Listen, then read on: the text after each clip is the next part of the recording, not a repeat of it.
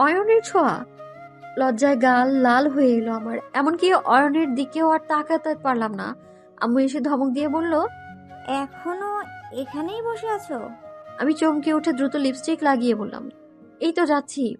আমার দিকে না তাকিয়ে বেরিয়ে গেলাম, মাথা নিচু করে সিঁড়ি দিয়ে নেমে এলাম। এত লজ্জা কেন লাগছে আমার? কই, আগে তো এমন অনুভূতি হয়নি। সুমি আপু এসে আমার হাত ধরে বলল, এদিকে আসো, এদিকে আসো।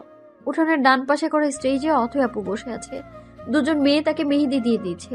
ওরা হয়তো পার্লার থেকেই এসেছে। আমাকে নিয়ে অথৈ আপুর পাশেই বসানো হলো। সুমি আপু সেলফি তুলছে। তারপর আমার হাতে মাইক্রোফোন দিয়ে সাউন্ড বক্সের গান বন্ধ করে বলে, শুরু করো তন্নু আর তন্বী, গান শুরু করো। আমি কপাল কুঁচকে একটু রেগে অথৈ আপুর দিকে তাকালাম। এই সুমিকে ধরে ইচ্ছে মতো খেলাতে পারলে শান্তি লাগতো। বিকেলে একবার আর এখন একবার আমায় ফাঁসিয়ে দিল, এটা কোনো কথা? আর তন্নি আর তন্নু কি? উফ, একটা ডাকলেই তো হলো। সুমি আপু আমার হাত থেকে মাইক্রোফোন নিয়ে আমার হাতে একটা মিনি মাইক্রোফোন ধরিয়ে দেয়। সুমি আপু বলছে, তন্বী উর্ফে তনু বিকালে আমাদের একটা গান শুনে আসে। সে তার এই প্রতিভা গোপনে রাখতে চায় বলে জানিয়েছেন, আমাদের সম্মতি কোনে অর্থে। কিন্তু আজ এই প্রতিভা বিকশিত করার দিন এসে গেছে, তাই তাকে একটা গান পরিবেশন করার জন্য আকুল আবেদন জানাচ্ছি। সুমি আপু কি আমার প্রশংসা করলো নাকি অপমান করলো তা ঠিক বুঝতে পারলাম না। তবে এত জোড়া চোখ আমার দিকেই তাকিয়ে আছে যে আমি হতভম্ব হয়ে গিয়েছি কিছুটা। আশেপাশে তাকিয়ে স্টেজের পাশে অয়নকে আবিষ্কার করলাম আমি। আমার দিকে তাকিয়ে মুচকি মুচকি হাসছেন উনি। আমি কি কোনোভাবে এলোমেলো হয়ে আছি? তাড়াহুড়ো করে আবারও উল্টাপাল্টা লিপস্টিক লাগাইনি তো? চশমাটা ঠিক করে অথৈ আপুকে বললাম, আপু এখন না। আরে তন্নু, এত লজ্জা পেতে হবে না তো। মিমি আপু এসে গলায় মিনি মাইক্রোফোনটা লাগিয়ে দিল। এখন মুখটা একদম বন্ধ করে রেখেছি, একটা কাশি দিলেও সবাই শুনে নিবে। এদিকে সুমি আপুর আজগুবি কথাবার্তা চলেছে। সুমি আপুর হাত থেকে মাইক্রোফোনটা নিয়ে নেয় অয়ন, সকলের উদ্দেশ্যে বলে, ইত্তাজা রহমান আমার চাচাতো ভাই, যার এখানে গান গাওয়ার কথা ছিল। অনেকেই জানেন সে সিঙ্গার হওয়ার প্রস্তুতি নিচ্ছে, রেডিওতে গানও গায় প্রায়, আবার তার অ্যালবামও বের হবে। বেচারা এখন এসে উপস্থিত হতে পারেনি, তাই পোলাওয়ের পরিবর্তে আমাদের সুমি ম্যাডাম আমাদের পান্তা গেলানোর প্ল্যান করেছেন। উপস্থিত অনেকেই মুখ টিপে হাসছে, প্রায় সবাই হাসাহাসি শুরু করেছে। আমার তো কান্না পাচ্ছে এসব দেখে। সকলের সামনে গান গাইতে লজ্জা লাগে বলে আমার গলা কি এতই খারাপ নাকি? আজ অ্যালবাম বের করলে কাল হিট হয়ে যাবে। মনে মনে ভাব নিচ্ছি। অয়ন আমার দিকে তাকিয়ে বলে, শুরু করেন মিস পান্তা।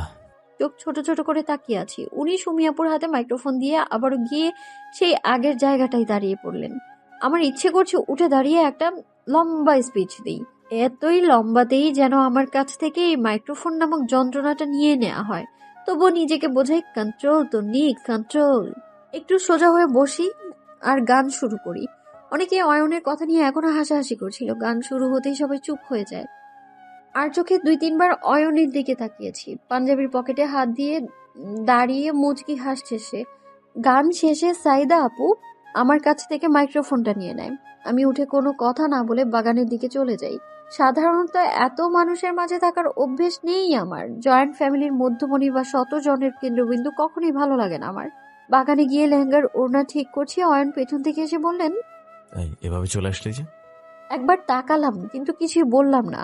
ওনাটা আটকে ওনার দিকে তাকাতেই দেখি উনি এক দৃষ্টিতে তাকিয়ে আছেন আমার দিকে। কপাল কুঁচকে গেল আমার। অয়ন হাত বাড়ালেন আমার দিকে, একটু পিছিয়ে গেল। উনিও এগিয়ে আসলেন, ঠোঁটে কোণে লেগে থাকা লিপস্টিক গুলো মুছে বললেন, এখনো লিপস্টিক দিতে শিখিসনি? তোর বয়সে মেয়েরা মা হয় জানিস? মা শব্দটা কানে বাড়ি খাচ্ছে বারবার। খুব ভারী তো এই শব্দটা। আর এমন কথা শুনতেও আমি বরাবরই আনাড়ি। চল, ইত্তাজা আসছে দেখলাম, তোর গান শুনলো, তোর সাথে কথা বলার আগেই তো পালিয়ে আসলে। আমার হেলদুল না দেখে আমার হাতটা চেপে ধরে উঠানে নিয়ে আসলেন। স্টেজের কাছাকাছি এসেই হাত ছেড়ে দিয়ে বন্ধুদের সাথে অন্যদিকে চলে গেলেন। হাই, আমি ইত্তেজা। কারো কণ্ঠে ফিরে তাকালাম। সবুজ পাঞ্জাবি আর কালো জিন্স পরা ছিমছাম গরনের ছেলেটা হাসি মুখে দাঁড়িয়ে আছে। আমি জোরপূর্বক হাসির রেখা ফুটিয়ে তুলে বলি, হ্যালো, আমি তন্নি। ইত্তেজা চেয়ারের দিকে ইশারা করে বলে, বসি। শিওর। দুজনে পাশাপাশি বললাম। ইত্তেজা বলল, গান ভালোই গাইতে পারেন। বাসায় ঢুকে ভেবেছিলাম সাউন্ড বক্সের উচ্চ শব্দ শুনতে পাবো, কিন্তু একটা মিষ্টি কণ্ঠই কানে এলো। সত্যি অসাধারণ ছিল। আমি মুচকি হেসে জবাব দিলাম, শখ করেই গাওয়া হয়, এভাবে এই প্রথম। এটা কি শেষটা হবে নাকি? সম্ভাবনা বেশি। ইতাজা পাঞ্জাবির হাতা গুটাতে গুটাতে বলল, আপনার আপত্তি না থাকলে আপনাকে একবার সকলের সামনে আনতে চাই। আমার অ্যালবামে গান গাওয়ার সুযোগ দিতে চাই। আমি নাবোধক মাথা নেড়ে হাসলাম। বললাম, আসলে এমন কিছুর ইচ্ছে নেই আমার, এই তো আছি বেশ। এমন সময় অথই আপু ইত্তাজাকে ডেকে বলল, ভাইয়া এদিকে আসো, তোমার গান না শুনে কিছুতেই ছাড়ছি না। অনেকেই হো হো করে চিৎকার করে উঠলো। ইত্তাজাও চলে গেলেন গান গাইতে। আমি একা বসে রইলাম। ওষুধ দেওয়ার পর পায়ের ব্যথা অনেকটাই কমে গেছে। নখের দিকটা কেটেছিল, তাই ব্যথা সহ্য করতে কষ্ট হচ্ছিল। অয়ন এসে আমার পাশে বসে এক গ্লাস জুস আমার দিকে এগিয়ে দিলেন। আমি গ্লাসটা নিতেই উনি উঠে চলে গেলেন অন্যদিকে। আমি বেকুবের মতো ঘাড় ঘুরিয়ে তাকিয়ে আছি। গান আবার আনন্দের সময় যাচ্ছে আপন গতিতে। রাত 11টা পেরিয়ে গেছে। দুই হাতে মেহেদি লাগিয়ে ছাড়া কয়েদির মতো ঘুরে বেড়াচ্ছি। এদিকে ক্ষুধায় পেট চোচো করছে। খোলা বারান্দার ডানে বামে সমানে পায়চারি করছি। উঠানের চেয়ারগুলোতে বিন্দুমাত্র বসার জায়গা না পেয়ে এখানেই দাঁড়াতে হলো। বাসায় হলে ক্ষুধা লাগছে বলে বলে টর্নেডো তুলতাম, কিন্তু এখানে তো আর সম্ভব না তা। হঠাৎ কেউ কাঁধে হাত দিল। ফিরে অয়নকে দেখেই চোখ কপালে আমার। আমায় বললেন, তনুশ্রী, মিতু আন্টি তোকে ডাকছে। আমি দুই হাতে ইশারা করে বললাম, হাঁটতে নিলেই ধাক্কা খাবো আর মেহেদি লেপটে যাবে। অয়ন হেসে আমার দুই হাতের বাহুতে ধরে ডাইনিং এ নিয়ে আসলেন। জানার আন্টি আমাদের দিকে তাকাতেই আমি ভয় চুপসে গেলাম। আম্মুও আছে এখানে, তার মানে আজ এখনই তৃতীয় বিশ্বযুদ্ধ লাগবে। আমার চিন্তা ভাবনাকে ভুল স্বীকৃতি দিয়ে অয়ন ভাই বললেন, মিতু আন্টি, তোমার মেয়ের আবার মেহেদি লেপটে যাওয়ার ভয় বেশি, তাই একদম ধরে নিয়ে এসেছে। আম্মু ওনার কথা তাল মিলিয়ে বলল। একদম ঠিক করেছো। চেয়ার টেনে আমাকে বসতে ইশারা করে আমার পাশের চেয়ারে বসে পড়লো অয়ন ভাইয়া। এক পাশে আম্মু আর অন্যদিকে উনি, মাঝখানে আমি নিজেকে নিতান্তই এক বন্দি ভাবছি। নিজে খেতে পারবো না, তাই আম্মু খাইয়ে দিয়েছে। যদিও ডাইনিং এ তেমন মানুষ নেই, তবুও বেশ লজ্জা লাগছে। লজ্জা লাগার মূল কারণ হচ্ছে অয়ন নামক অদ্ভুত মানুষটার হাসি। আনোয়ার রহমান অয়নের বাবা, ওনার সাথে খাবার টেবিলেই কুশল বিনিময় হলো। শান্ত স্বভাবের মানুষ হলেও বেশ ভদ্র মানুষ উনি। প্রয়োজন ছাড়া কথা কম বলেন, কিন্তু প্রয়োজনেও একটা বা দুটার বেশি কথা বলেন না। ওই এক দুই কথাই উনি সমস্যার দফারফা করে দেন। এমন গুণ সবার থাকে না।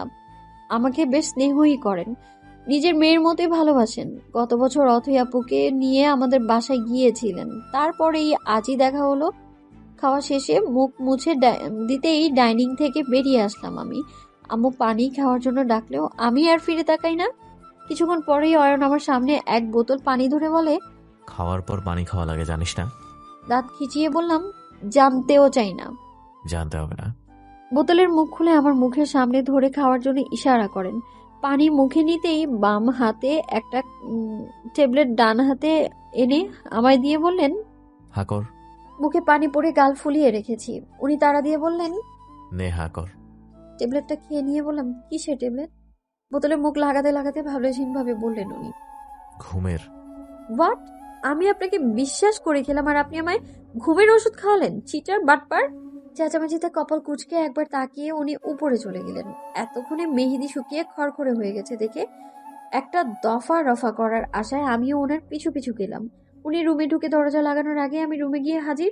অয়ন আমার দিকে তাকিয়ে থেকে আর দরজা লাগালো না, কিন্তু পর্দাটা টেনে দিলেন। আমি খিচিয়ে উঠে বললাম, ঘুমের ওষুধ কেন খাইয়েছেন আমায়? উনি ড্রেসিং টেবিলের সামনে দাঁড়িয়ে চুল আঁচড়াচ্ছেন। হঠাৎ কিছু মনে পড়ার মতো করে আমি বললাম, আমি ঘুমালে আপনার কি উপকার হবে শুনি? চিরুনিটা শব্দ করে রেখে এগিয়ে এলেন। এক হাতে আমার দুই গাল চেপে ধরে বললেন, প্যারাসিটামল খেয়েছিস তনুশ্রী, তোকে ঘুমের ওষুধ কেন খাওয়াবো? এত বিশ্বাস তোর আমার কথায়? আমি একটু সরে দাঁড়িয়ে আর চোখে ওনার দিকে তাকাতেই দেখি উনি হো হো করে হেসে উঠলেন। আমিও হেসে দিই। সত্যি বোকা বনে গেছি আমি। যা, আমার রুমে এভাবে তোর থাকাটা সুন্দর দেখায় না। আশেপাশে তাকিয়ে চুপচাপ বেরিয়ে গেলাম। ঝগড়ার মুডে রুমে ঢুকলেও এখন আর সেই মুডটা নেই। ওনার হাসিতে সবটাই কেটে গেছে। দোতলার বারান্দা থেকে নিচে তাকালাম। অথই আপু এখনো ওখানেই বসে আছে। স্টেজে ইত্তাজা গান গাইছে। এতক্ষণ ধরে একটা মানুষ কি করে গান গাইতে পারে? অবশ্য কিছু মানুষ মাল্টি ট্যালেন্টেড হয়েই জন্মায়। সকাল সকাল সারা বাড়িতে মানুষের চেঁচামেচিতে ঘুমের 12টা বেজেছে আমার। জাহানার আন্টির রুমে আম্মু, আন্টি আর অথই আপুর সাথে রাতে শুয়েছিলাম। রাত না বলে ভোর বললেও চলবে, কারণ 4টাকে কেউ রাত বলে না, ভোরটাই বলে। আর হচ্ছে কোন চোখ দুটো কোনো মতে খুলে ঝিমিরে বসে আছি। অথই আপু গোসল করে এসে খাটে বসে চুল মুছছে। আমাকে উঠতে দেখে আপু বলল, পা কাটলো কি করে তন্নু? আপুর কথায় পা ব্যথার কথা মনে পড়লো আমার। পায়ের দিকে তাকিয়ে বললাম, কাল দিঘির পাড়ে কেটেছে।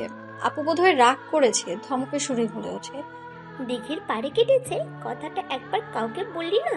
আর আমার ভাইটাও এত ইরেসপন্সিবল। অয়ন দায়িত্বহীন, এমন কথা মেনে নিতেই কষ্ট হলো আমার। কাল ওনার দায়িত্ববোধ আমায় মুগ্ধ করেছে। এমন মানুষ আজকাল দ্বিতীয়টি পাওয়া যাবে কিনা সন্দেহ। আপু বকাঝকা করেই যাচ্ছে।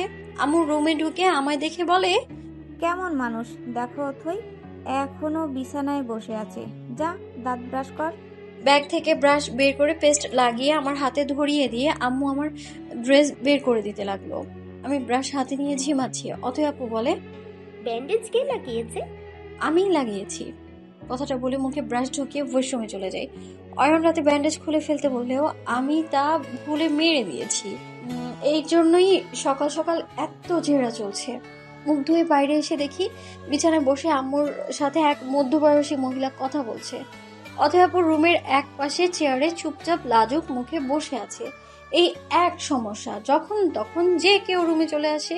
বিরক্ত হলেও তা প্রকাশ না করে ওনা গায়ে জড়িয়ে নেই। আম্মু আমায় দেখিয়ে ওনাকে বলে, এই হলো আমার মেয়ে তন্নির। আর তন্নি ইত্তেজার আম্মু, তোমার আন্টি। আমি হাসি মুখে সালাম দিলাম, কুশল বিনিময় করলাম। আম্মু একটা ড্রেস আমার হাতে ধরিয়ে দিয়ে বলে, যাও চেঞ্জ করে আসো। ওয়াশরুমে গিয়ে ড্রেস পাল্টাতে হলো। সুতির 3 পিস পরেছি। বিকালে আবারও সেই ভারী ড্রেস পরতে হবে। আজ অথই আপুর হলুদ সন্ধ্যা বলে কথা। মনে মনে ঠিক করলাম হলুদ গাউনটা পরবো আজ। ওয়াশরুম থেকে বের হয়ে চুল আঁচড়ে আপুর সাথে রুম থেকে বের হই। আমি ডাইনিং এ গিয়ে নাস্তা করি। এর মধ্যেই অয়নের সাথে একেবারের জন্যেও দেখা হলো না। আপুকে অয়নের ব্যাপারে জিজ্ঞাসা করতেও কেমন যেন লাগছে। যদি কিছু মনে করে, খাওয়া শেষে আপুর সাথে বাগানে যাই। এই দিকটা বেশ নিরিবিলি আর শান্ত, ভালো লাগছে পরিবেশটা। আচ্ছা আপু, তোমার ফ্রেন্ডরা কোথায়? আপু হেসে দিল। ওদেরকে খুব পছন্দ হয়েছে বুঝি? আহ ওই সুমি আপু ছাড়া বাকিরা ভালোই। সুমিও অনেক ভালো, একটু চঞ্চল কিন্তু একদম অন্যরকম। ওহ, তা বলো না, ওরা কোথায়? আপু হাসলো, এক পাশ থেকে পড়ে যাওয়া ওড়না তুলে বলল, ওরা ওদের বাসায় চলে গেছে সকালে, বিকালের আগেই আসবে। ওরা আবার সাজগোজ বেশি পছন্দ করে কিনা সারাদিন ওই পার্লারেই কাটাবে। আমি ভ্রু উঁচিয়ে একটু ভেবে বললাম, বিয়েটা ঠিক কার, কনফিউজড হয়ে গেলাম। অথয়াপু মিটিমিটি হাসলো, আমার দিকে ফিরে বলল, ওদিকে চলো, ভাইয়ার ফুল গাছগুলো দেখে আসি। আবার ওই ফুলের গাছের কাছে যেতে হবে শুনে গোলাপের কাটার মতো কাটা ধরলো আমার শরীরে। তাও আপুর সাথে সাথে গেলাম। গাছের কাছে গিয়েই আপু কালকের ফেলে যাওয়া গোলাপটা তুলে বলল, হাই আল্লাহ, এই ফুলটা কে ছিল? ভাইয়া একবার জানলে আর রক্ষা নেই। আমি মুখ টিপে হাসছি। এমন সময় ইত্তেজা এসে হাজির হলো। আপুকে এক ধমক দিয়ে বলল, ওই ছাগলের দল, সকাল সকাল বাগানে কোন পাতার সন্ধান এসেছিস? ভাইয়া রাগাবি না একদম। ইত্তেজা বনিতা করে বলল, আয় অত্তে, বিয়ের আগে তোমার উড বি হাজবেন্ড তোমার মাকে কল করে কথা বলে রেখে দিল, অথচ তুমি পাত্তা খুঁজছো। যাই একটু কথা বলে আয়। আপু একটু লজ্জা পেয়ে আমার দিকে তাকালো। আমার মুখে হাসি দেখে এক প্রকার দৌড়েই চলে গেল। আপু যেতে হো হো করে হেসে দিল ইত্তেজা। আমিও হাসলাম। ইত্তেজা আমার দিকে তাকিয়ে বলল, আপনার হাসিটা কিন্তু সুন্দর, ঠিক আপনার কণ্ঠের মতো। এমন কথায় আমার ঠিক কি রিয়াকশন দেওয়া উচিত বুঝলাম না। হাঁ করে তাকিয়ে আছি ইত্তেজার দিকে। এমন মুহূর্তেই অয়নের আগমন ঘটলো। অয়ন সোজা সাপটা ইত্তেজাকে বললেন, আম্মু ডাকছে, যা নাস্তা করায়, আমি একটু বাইরে যাব। ওকে, আপনি খাবেন না? অপ্রস্তুত হয়ে বললাম, খেয়েছি। ইত্তেজা মাথা নেড়ে চলে যেতেই অয়ন আমার দিকে তাকালেন, বললেন, বাইরে যাবি? কোথায়? আমাকে যেতে হবে তাই জিজ্ঞেস করলাম, যাবি নাকি? তাছাড়াও এখানে থেকে তুই খুব একটা কাজে লাগবি না। আন্টির না ওটা, আন্টির সাথে ঘুরে বেড়াস আর প্যান প্যান করিস। কপাল কুচকে তাকাতেই উনি বললেন, গেলাম, বাই। আমিও ওনার পিছু পিছু বাসার বাইরে চলে আসি। উনি বাইকে উঠে বলেন, কি হলো? আমিও যাব। ঠিক কি কাজে লাগবে? কথাটা বুঝতে না পেরে জিজ্ঞাসা করলাম, মানে আমার সাথে গিয়ে ঠিক কি কাজে লাগবে? জানি না। অয়ন হাসলেন, চোখের ইশারায় পেছনের সিটটা দেখিয়ে বললেন, বস, কিন্তু ন্যাকামি করে চিল্লাপাল্লা করবি না, করলে একদম ধাক্কা দিয়ে ফেলে দিব। আচ্ছা। বাইকে বসে অয়নের শার্টের কলার ধরলে উনি ধমক দিয়ে বলেন, এই কিরে, কলারটা ছিস কেন? আমি ওনার কানের কাছে মুখ নিয়ে বললাম, তো কি করব, না ধরলে তো পড়ে যাব, তখন আন্টি আপনাকেই বকবে। বলি তার জন্য কলারই কেন চেপে ধরতে হবে? আসামি হয়ে যাচ্ছিস? আপনিই তো আসামি, স্বামী হবেন নাকি? বলে জিভ কামড়ালাম। ভুল কথা যে ভুল বলে ফেলেছি তা বলার পর টেবিল পেলাম আমি। উফ! অয়ন আমার দিকে একবার ফিরে তাকায়, তারপর বলেন, নেমে দাঁড়া। আমি মাথা নিচু করে নেমে দাঁড়ালাম। অয়ন ধমকে সুরে বলে, কান ধরে 5 বার উঠবস কর। মোটেও না। বসতে ইশারা করায় আমি আবারও বসে পড়লাম। এবারে আর কলার ধরলাম না, আলতো করে কাঁধে হাত দিলাম। অয়ন বাইক স্টার্ট দিলেন। তুই না আগে অনেক কথা বলতি, কোথায় গেল তোর এত কথা? আমি ওনার দিকে তাকালাম, যদিও চেহারাটা দেখতে পারলাম না। নড়ে উঠতেই বললেন, বেশি নড়িস না, একটু পর মেইন রাস্তা আসবে। তুই নড়াচড়া করলে আমার মনোযোগ নষ্ট হবে। তুই বরং একটা গান ধর। কেন? আপনার ওই পোলাও বুঝি গান শোনায়নি? শুনিয়েছে, কিন্তু সবাই তো আর তোর মতো নয় তনুশ্রী। কথাটার মানে বোঝা আমার পক্ষে কঠিনই হয়ে গেল। এভাবে কেউ কোনোদিনও বলেনি। বাবার পর এই প্রথম কোনো পুরুষের এত কাছে আছি, তার উপর এত কঠিন কঠিন কথা। কিরে, গান শুরু কর। মাথাটা হেলান দিয়ে অয়নের পিঠের সাথে লাগিয়ে সুর তুললাম। গান গাইছি আর অয়নের শার্টের চেকের দিকে এক দৃষ্টে তাকিয়ে আছি। হঠাৎ ঝাঁকুনি পড়ায় ডান হাত পেছনে এনে আমায় আগলে নেন অয়ন। না ধরলে পড়েই যেতাম আমি। আমি ওনার হাতের দিকে তাকালাম। এই কি সেই মানুষটা যাকে অথই আপু রেসপন্সিবল বলেছে? বাইক থামলো একটা ছোট্ট মার্কেটের সামনে। অয়ন নেমে দাঁড়ালেও আমি নামলাম না। ফোন বের করে সময় দেখলাম। বললেন, বসে থাকবি এখানে? নো। উনি কপাল কুঁচকে বললেন, এসব কেমন শব্দ, আজব লাগে শুনতে। আয়, দেরি করতে পারবো না। আমি নেমে ওনার পাশাপাশি হাঁটছি। হঠাৎ উনি আমার হাত ধরলেন। না, কালকের মতো করে না। ওনার ডান হাতের 5টা আঙুল আমার বাম হাতের 5 আঙুলের ভাঁজে রেখেছেন। ভাবখানা এমন যে ছেড়ে দিলেই পালিয়ে যাব। কসমেটিক্সের দোকানে নিয়ে গেলেন উনি। অথই আপুর কোনো কসমেটিক্স কেনা বাকি নাকি তা ঠিক বুঝে উঠলাম না। জাহানার আন্টিও আহামরি তেমন সাজেন না যে ছেলেকে কসমেটিক্স আনতে পাঠাবেন। অয়ন একটু নিচু স্বরে বললেন, কয়েক সেট চুড়ি পছন্দ করতো, দেখি তোর কেমন পছন্দ। আমি চোখ ছোট ছোট করে বললাম, কার জন্য সেটা আগে বলেন। স্পেশাল মানুষের জন্য। বলে ডান চোখটা টিপলেন অয়ন। আমার মুখের দুষ্টু হাসিটা মুহূর্তেই মিলিয়ে গেল। কেন যেন মনে হচ্ছে কথাটা বলে উনি খুব খারাপ করেছে। কেন যেন হিংসে হতে লাগলো। এই কেন কেন আমার মনে চলতেই থাকলো। উত্তর আর পেলাম না, বরং কষ্টটাই বাড়তে লাগলো। মনের মাঝে কোথাও একটা শূন্যতা, একটা শুষ্ক মরুভূমি আবিষ্কার করলাম আমি। অয়ন তাড়া দিয়ে বললেন, কিরে, চুজগুলো দে না। কিছু না বলে একটু রাগ দেখিয়েই 3 সেট চুড়ি দিলাম। উনি বললেন, নীলটা বাদ দে, সবুজ বা হলুদ রঙের এক সেট দেখ। আমি কপাল কুঁচকে হলুদ আর সবুজের কম্বিনেশনের এক এক করে 4 সেট ওনার সামনে দিয়ে বললাম, এটা না চললে আমি গেলাম। আরে চলবে মানে দৌড়াবে। চুড়িগুলো কিনে আবারও বাইকের কাছে চলে এসেছি। আমি রাস্তার ধারে দাঁড়িয়ে বললাম, রিক্সা ঠিক করে দিন, আমি আপনার সাথে যাব না। অয়নের খুব একটা হেলদোল হলো না আমার কথায়। স্বাভাবিকভাবে বাইকে উঠে বসে বললেন, আমাকে তোর বডিগার্ড ভাবলে তুই ভুল ভাবছিস। চুপচাপ উঠে বস।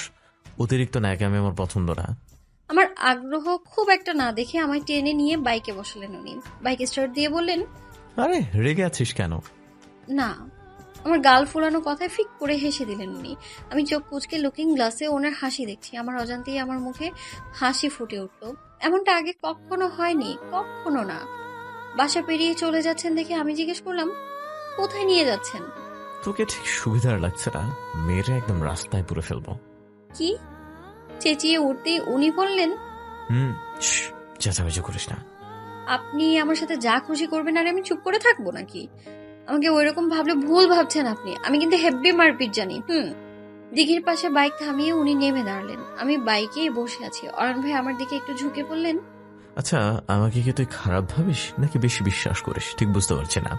আমি বোকা বনে গেলাম। উনি যে আবারও রসিকতা করেছে তা এতক্ষণে মাথায় ঢুকলো আমার কপালের চুলগুলো সরিয়ে দিতে দিতে বললেন, চুল গোছাতে পারিস না, একা একা চলাফেরা করতে পারিস না, ওড়না আটকাতে পারিস না, লিপস্টিক ঠিক মতো দিতে পারিস না, ঠিক কোন কাজটা করতে পারিস? এসব তো মেয়েরা সহজেই করে, তুই এমন কেন? আমি বাইকে থেকে নেমে একটু সরে গেলাম। চুলগুলো হাত খোপা করতে করতে বললাম, মেয়েরা এসব সহজেই পারে তা আপনি জানলেন কি করে? দাঁত বের করে হেসে দিলেন উনি। আমার কথায় ঠিক কেমন জোকস খুঁজে পেলেন তা উনিই জানেন। অয়ন আমার কাছে এসে দিঘির দিকে মুখ করে আমায় দাঁড় করিয়ে ওনাটা মাথায় দিয়ে বললেন, যখন কারো বউ হবি তখন সব কাজ গুছিয়ে করতে হবে। এখন এত এলোমেলো হলে চলবে? আমি ঘাড় ঘুরিয়ে ওনার দিকে তাকিয়ে বললাম, বউ হলে সব পারফেক্ট কেন করতে হবে? হাজবেন্ড কি করবে তবে? আমি এমনটাই থাকবো, উনি গুছিয়ে দেবে আর যত্ন করে সাজিয়ে দেবে সব। যদি না দেয়? তবে বিয়ে করবে কেন? ঘুড়ি ওড়ানোর প্রতিযোগিতা করতে? অয়ন এবারেও হাসলেন, হাসতে হাসতে একটু দূরে গিয়ে দাঁড়ালেন উনি। আমি কথা শেষ করে পানি দেখায় ব্যস্ত হয়ে পড়লাম। রৌদ্রোজ্জ্বল দুপুরে এই পানিতে ঠিক কেমন মায়া আছে তা আমি জানি না, তবে পাশের মানুষটার হাসিতে মায়া আছে, সহস্র মায়া ওই ঠোঁট জোড়ায় লেপে আছে। সন্ধ্যা 6:30টায় পার্লার থেকে বাসায় ফিরলাম। হলুদ গাউন পরতে চাইলেও সেটা আনতেই বেমালুম ভুলে গিয়েছি, তাই জাহানার আন্টি সুতির সবুজ পাড়ের হলুদ শাড়িটা পরেছি, সাথে ফুলের গহনা। নকল ফুলের সুবাস নেই, কিন্তু সৌন্দর্য আছে। চুলগুলো বিনুনি পাকিয়ে এক পাশে রেখেছি। সবার মতো আমিও টাটকা বেলি ফুলের গাছরা লাগিয়েছি। বেলি ফুলের গ্রানে নিজেই বারবার মুগ্ধ হচ্ছি। অথই আপুকে পুরো পুতুলের মতো লাগছে। এত কিউট একটা মেয়ে কিভাবে হতে পারে আমি জানিই না। আপুর সামনে কি বিভিন্ন ধরনের মিষ্টি, কেক, ফল রাখা হয়েছে। বাটি বাটি হলুদও সাজিয়ে রেখেছে টেবিলে। আমার চোখ অয়নকে খুঁজছে। কোথায় আছেন উনি? ওনাকে খুঁজতে খুঁজতে দোতলায় চলে আসি।